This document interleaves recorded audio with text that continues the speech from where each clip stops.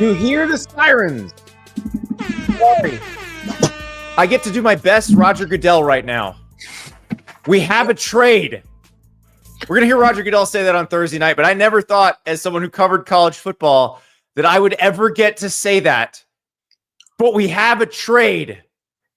This is the most absurd and beautiful sport on the face of the earth. I don't care what anybody says. This is the best thing ever. And I don't know if people think this is a Tennessee, UCLA. This is a national story of great proportions. You're talking about a dream scenario. We spent 10 minutes discussing this morning about whether or not we're going to pay more attention to UCLA because Nico's there. Tennessee is my squad now. I am locked in all year. Every single snap. Andy, I've got all this excitement. I'm sorry, I'm talking a lot. Let me tell the audience exactly what happened, because there are people who have not followed every step of the way. So, 2 weeks ago, our guy Pete Nakos reports that Nico Iamaleava, Tennessee's starting quarterback, is still negotiating with Tennessee. He then skips the next to last day of spring practice and the spring game, enters the transfer portal. He announces on Sunday night that he is going to UCLA. Now, we'd been reporting that he was probably going to UCLA, which, of course, raised some questions because Joey Aguilar, who had been Appalachian State starter for the last 2 years, was at UCLA. He transferred there this offseason, and he was supposed to be the QB1 there. Well, if Nico goes there, then he didn't have a job. So what happens then? Well, Nico commits to UCLA on Sunday. On Monday morning, Joey Aguilar enters the transfer portal. Monday night, Joey Aguilar commits to Tennessee. The 30 for 30 writes itself. Oh my God. This is we were joking about this morning, and it's actually happening. Now, listen, I wrote a column last week when Nico left Tennessee that Tennessee was one of the best potential landing spots for anybody in the country because of, a fan base that's just starving for a winner and just looking to give its heart to somebody. Now the person that's coming in to potentially start next year is also a person that was kind of scorned by Nico as well. And it's almost like my enemy or the enemy of my enemy is my friend type of a deal. It is unbelievable. And if this kid can play, which I think he can, reports that we got were that UCLA was very pleased with what they were getting from him in practice. This could be the writing of one of the great Tennessee legend stories in the making. This is insanely entertaining. Insanely entertaining.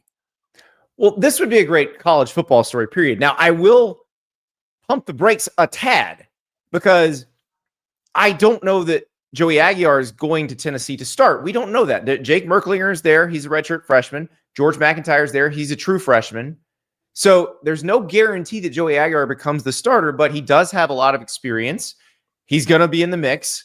And like you said, if you're a fan of story, the guy who got aced out of the job he thought he was going to have and then went and took the old guy's job would be incredible.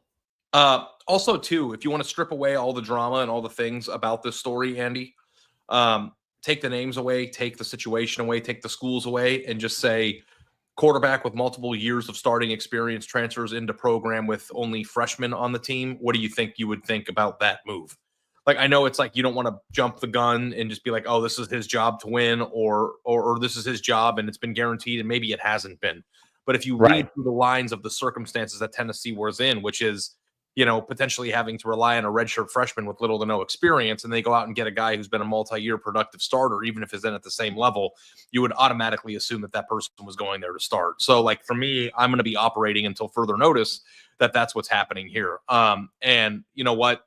This could be insanely unbelievable. And I know that we all had these Hey, Ari, you ready? You ready for the plot to thicken? Are you going to tell me what I think you're going to say about them meeting up one day? No, not just that. The plot thickened tonight.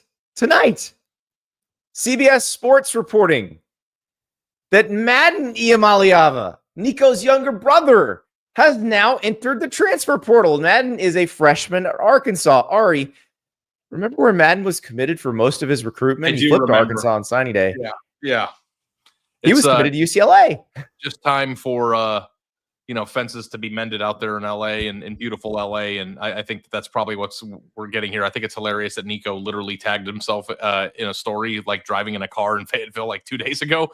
But that's how quickly things change in the sport. It's unbelievable. But I also, like, from a tactical standpoint, like, again, we don't want to strip away the drama. The drama is why I wake up in the morning, but like, it's a really, really good move from a roster standpoint. Andy, you have to vamp for a second. My daughter's screaming. Vamp. Oh, well, she thinks this is a big deal too. So Onakuno in the chat reminds me this is not exactly the first trade, because I was trying to figure out who else had two players swap teams in the same portal cycle, much less two quarterbacks. This one I had forgotten, probably because it was the old rules where undergraduates had to sit out a year. Kyler Murray goes to Oklahoma between the 2015 and 2016 seasons. Trevor Knight, Katy Perry's favorite quarterback, call me, goes from Oklahoma to Texas A&M to play in the 2016 season. Remember, there was that mass exodus out of College Station in 2015, and then Trevor Knight winds up the starting quarterback. So this isn't necessarily the first trade, but this is the first of this era. This is the first time we've seen it happen in a week like this. If we were covering the pros, how would it come across on the transaction wire? I think it would be Tennessee traded Nico Iamaleava to UCLA for Joey Aguilar and cash, because Tennessee's saving some money on this deal. Yeah, sorry about that. My daughter heard the news and she fell off the side of the couch and hit her head on the table. So she's okay. Thankfully, I'm here alone. Did not anticipate this tonight, but that's part of the deal. She's good. Collective wise too, I wonder if there's any like negotiation in the background in terms of like money that's going to be owed and stuff when you have these two schools working together financially in the back. I don't know, like if it actually is kind of a trade. Like if you, like, I know we're kind of using it as like tongue in cheek, one player is swapped for the other, but I wonder if this is going to make it easier for both of these parties to move on from a financial standpoint too. But what I was going to say before my daughter almost cracked her head open is that it's a tactically great move for Tennessee because they absolutely needed to get a body in there, right? They had to get a body in there regardless of whether that person was going to start or not. And not just a body. They needed someone who has played at the FBS level, preferably someone who took significant snaps at the FBS level, who, if you like, even if you go with one of the young guys, who you aren't afraid to put in a game if you have to get somebody. So, but that's the thing. Think of it this way, though. Tons of experience. He was Appalachian State starting quarterback for 2 years. Now, 2023 was a lot better than 2024. The team around him was better in 2023 than 2024. So that there is concern because he was not as good last year as he was the year before. But again, the team wasn't as good. But imagine if like Nico would have gone to U of A or to another school and it wasn't UCLA, and then Tennessee would have gotten Aguilar anyway. You would have been like, that is a great move, right? Like the fact that it's not just like a knife in the side of the situation. It's a very good football move for the situation that Tennessee is in. And if he doesn't win the job, then that means Merkslinger or anybody else that is in the. I love that I have you just thinking his name is actually Jake Merkslinger. No, I'm not thinking it. It is. But like I like the move from a football standpoint. So like Tennessee's in a pretty good spot now. Urban Meyer made some headways last week when he said Tennessee was screwed. Did you see that? We didn't talk about it on the show, but I wrote a column about it. Screwed. I'm so good at keeping up with you. You're like the Energizer Bunny, bro. Like you just like I don't even know how I missed that. But Tennessee is not screwed anymore, right? Like that. This is not screwed. Can we say that? I still don't know if they're in a better position. I don't know if they've. Like the Tennessee fans, like if we go to the VolQuest message board right now, there will be a lot of fans saying, "Hey, we upgraded." I don't know that you did. Time will tell. I don't know that you upgraded. But you had a guy with one foot out the door anyway, or a guy who was trying to negotiate, and the way that the team Nico leveraged this and just screwed up the entire negotiation, like it was probably gonna blow up anyway. So this is probably a better scenario. Joey Aguilar goes to a place where he's wanted. He's not going. I guarantee you he's not getting any sort of crazy promises or anything. Like Josh Heupel does not strike me as the kind of person who'd be like, yeah, you're going to come in and start. Like, I don't think he's telling him that. I think he's like, you're going to come compete with these two dudes and we'll see who's better. Yeah, but at the same time, too, I don't know that the discussion is whether or not Tennessee got better from Nico. I think the discussion is whether or not they got better from yesterday, and they unequivocally did. You know, and it's like, it doesn't matter who the starter is. Like, if somebody has to win that job, it's a legitimate, like, if Mark Slinger wins the job, then that means that he beat out a person with multiple years of starting experience. It means he's probably much more ready to play than we would have anticipated if he had to play out of necessity without that competition. So, I absolutely love the move for Tennessee, and I also love the Hollywood script that's being written right in front of our eyes. Like, I am incredible. I want to hang up on this so I can go right immediately. Once I get this kid down, like, I'm gonna, like, fire flames are gonna come from my keyboard. Can you tell like I'm amped right now? Like, I feel like I'm running. Well, yeah, right now. Because like, listen, if this guy winds up starting for Tennessee and they wind up being good, and he takes them back to the playoff and basically takes them to the same place that Nico took them last year, then what a story. Like, the only way the story gets better and more interesting is if Nico makes UCLA considerably better. They both wind up in the playoff, and that Friday night of the first round of the playoff, it's UCLA at Tennessee. That would be unbelievable. I need to get in touch with Joey's representative so I can like have him tweet the baseball coach video and just say I'm a VFL. Like, just like get the flames going already. You're either a Vol or you're not. Yeah, no. I know. I have his agent's number. I should text her and be like, hey, listen, there's substantial marketing opportunities available in the next few weeks. If he writes you're either a Vol or you're not, and I'm a Vol, like, that entire city might explode. Incredible theater. And like, we were complaining like last week about how slow the offseason has been. And like, this to me would have just been one of the many moves that got ignored in the winter portal window because there's so many to keep up with. And like, this to me is maybe the biggest story of the offseason. That just unfolding in front of our eyes. And it's not just Nico leaving, but you add this layer to it. Like, I know I was joking about like how I'm going to be wearing Tennessee orange and, you know, rooting, but like, this is not must-watch television for every random college football fan out there now. Like, is Tennessee not appointment television for everyone? Oh, they're both appointment television now. So here's another layer to it. Ross Dellinger of Yahoo reporting that Tennessee's deal with UCLA QB Joey Aguilar, if finalized, is expected to pay him significantly less, in parentheses, 7 figures less, than Nico Iamaleava's scheduled $2.4 million compensation that he was supposed to make at Tennessee, that he's probably not making at UCLA either. That is an incredible savings. That's why we reported this, if it were on the transaction wire, as UCLA got Nico, Tennessee got Joey Aguilar in cash. Yeah. You know, Penn State hosted Trevor Pena. And I know that Pete wrote a story. Former Syracuse receiver. Yep. Yeah.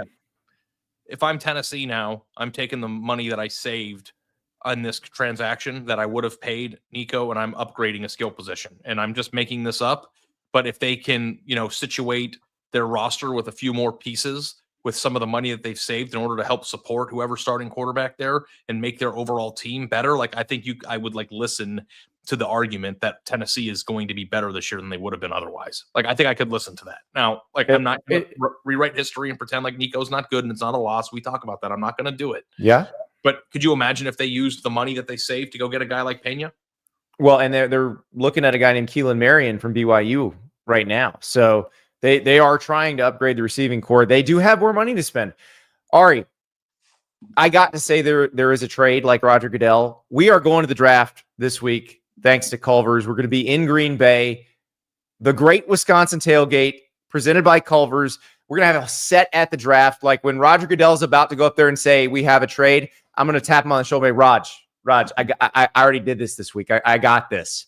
But Culver's, ButterBurgers, fresh frozen custard, Wisconsin cheese curds, born in America's Dairyland. They brought it to the rest of the country because the rest of the country needed ButterBurgers and fresh frozen custard and Wisconsin cheese curds. But we're going to be in the middle of America's Dairyland at the draft at the Culver's Great Wisconsin Tailgate Thursday and Friday. So everybody hit up Culver's, get some fresh frozen custard, and tune in as we say, hey, Raj, we've already covered the best trade of the week. So whatever these NFL teams have cooked up, they got nothing on us. Yeah. Can't wait to get to Green Bay, but I do think we need to spend a few minutes talking about Madden, no?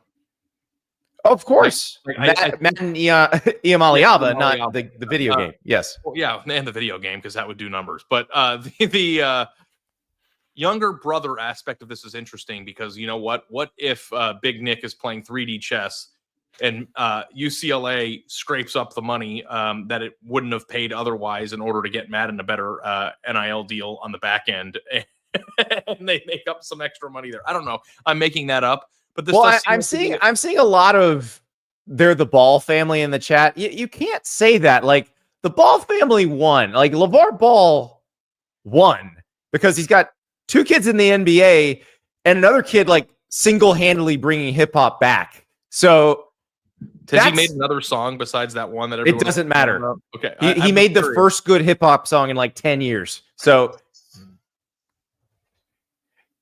mostly because it's like a copy of every No Limit and Cash Money song from 2000. LaMelo Ball's actually good at basketball, right? Very good at basketball, and Lonzo Ball's not bad either.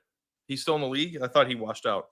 No, they're not as good as LaMelo, but yeah. And then LiAngelo, yes, reinventing hip hop. So comparing Team Nico to the Ball family, no.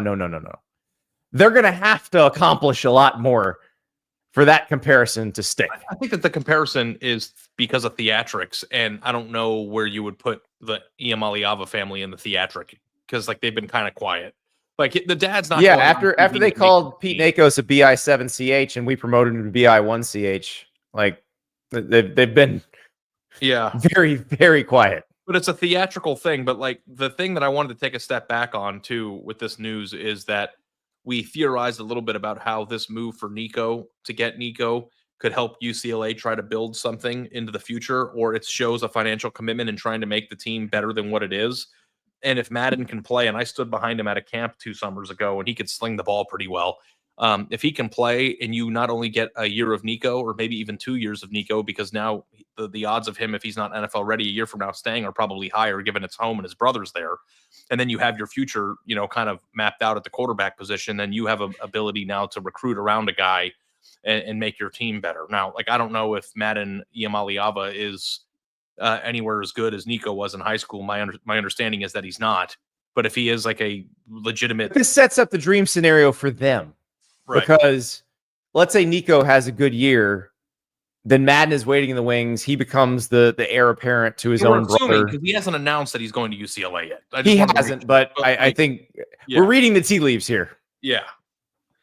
But continue, Andy. Sorry, I didn't mean to interrupt you. But listen, I just want to run this back to Knoxville. Let's run it back to Knoxville because, again, you wrote this column last week when we knew Nico was leaving. We didn't yet know where Nico was going. But you said there's an opportunity here for somebody to become a folk hero. Joey Aguilar is the guy who can become that folk hero. Now, there's a lot that has to happen for him to get there, but it is ready-made if he can step in and play well and lead Tennessee to even a similar season to what Nico did last year. He becomes an absolute hero.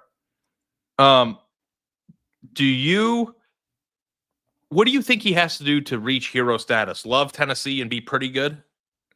Yes, that's it. You don't have to go win the whole thing here. Yeah, be pretty good, be tough, like be everything that they want. Could you imagine? Like you don't have to be Peyton Manning. Yes, be Diego Pavia, be their Diego Pavia. Which, by the way, playing styles kind of very gunslingery. Both of those guys. Yes. But like that to me, it's like if they could have Diego Pavia production immediately in a situation where people, former coaches, famous coaches were saying they were screwed a week ago, then you're like not only saving yourself, you're like the thing about the situation is everybody's winning right now.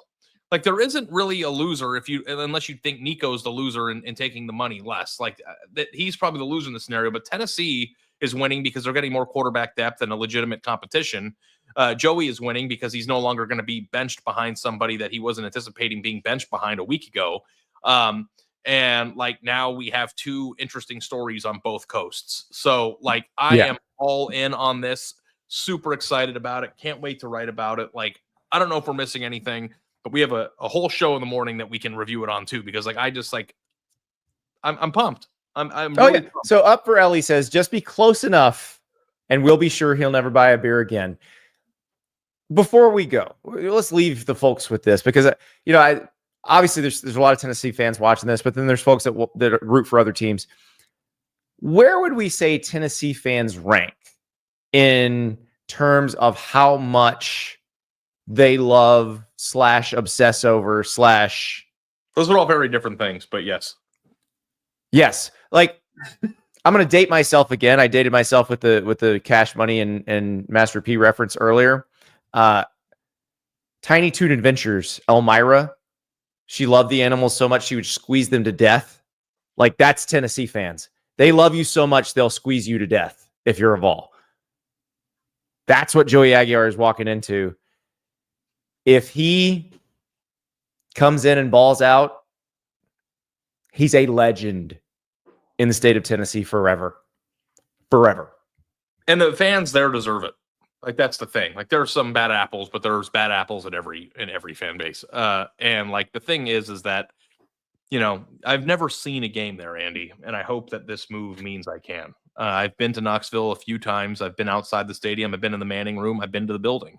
I've never seen a game there. But what I understand, it's one of the best stadium environments in the entire country. Listen, and it's filled with people who are starving to not only love their quarterback, but to be a winner. And I think that they got a step closer, maybe not a step closer than they were a week ago, but a step closer than they were yesterday, tonight.